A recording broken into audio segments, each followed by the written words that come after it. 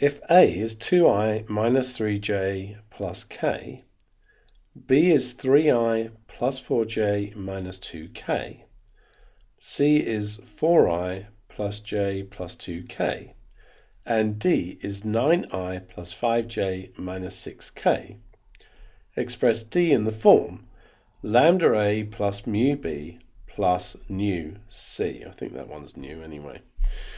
So what we're saying is that D would be equal to, for some constants lambda, mu and nu, it would be lambda A plus mu B plus nu C. So we actually know the components. So we have 9, 5, negative 6 would be equal to lambda times 2, negative 3, 1 plus mu times 3, 4, negative 2, and then nu times C, which is 4, 1, 2. If we take the components, we can see that 2 lambda plus 3 mu plus 4 nu is equal to 9.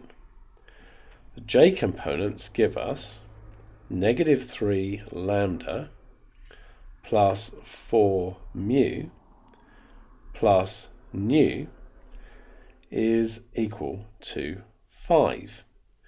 And the k components give us that lambda take away 2 mu plus 2 nu is equal to negative 6. And these are simultaneous equations.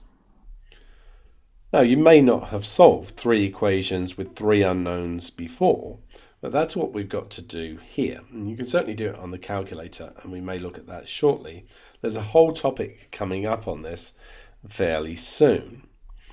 So let's try to get rid of nu from each equation. So if I take equation 1 and take away 4 times equation 2, that should get rid of nu between those 2 equations. So for the lambdas, we've got 2, and that will end up being plus 12, taking away 4 times negative 3. So that's going to be 14 lambdas. And then we've got 3 mu's, and we'll be taking away 16 of those. So that's going to take away 13 mu's. And then the nu's will disappear. That was the whole point of doing it. And then we've got 9 take away 20. So that is negative 11. I'm going to call that equation 4.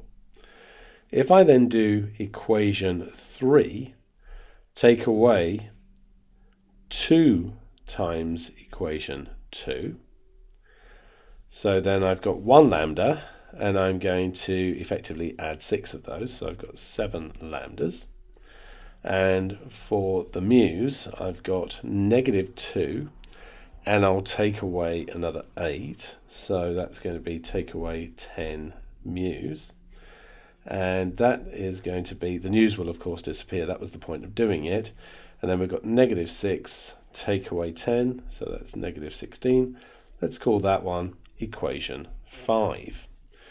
And what I can then do is, if we do equation 5 times 2, we can see that we'd get 14 lambda, take away 20 mu is equal to negative 32. Let's call that one equation 6. And we can see that we can eliminate lambda now between 4 and 6. So if I do equation 4, take away equation 6, the lambdas will disappear. Negative 13 mu, it becomes plus 20 mu, so that's going to be 7 mu's. And then we've got negative 11 take away negative 32, so we know negative 11 plus 32 gives us 21. And so that finds for us that mu is equal to 3. And then we can work our way back up. So for example, if I now use this equation here, I get 7 lambda take away 30 is negative 16. So 7 lambda would be equal to 14. Lambda is equal to 2. So I've got mu is 3, lambda is 2. And then let's just go back to an original equation like this one here. And then I've got 4 plus 9 plus 4 nu equals 9. So 4 nu equals negative 1, and nu would be, negative 4. Jumping the gun there a little bit. And nu is then negative 1.